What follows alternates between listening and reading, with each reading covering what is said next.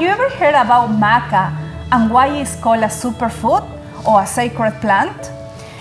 I invite you to this beautiful journey that I recollect different stories from the elders of the Andes of Peru and also from my ancestors.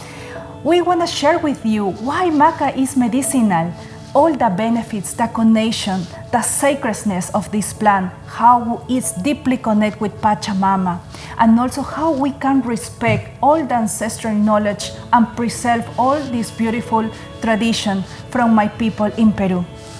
And as a scientist, I want to take you guys on a journey into the biochemistry of maca and how it works in our body and our brain, but while linking it back to the traditional way in which it's prepared and consumed.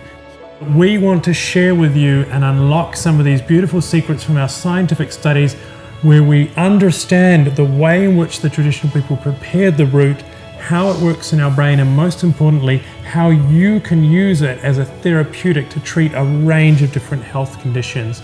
So join us on this beautiful maca journey where we connect the science, ancestral knowledge, and the spirituality. Yeah.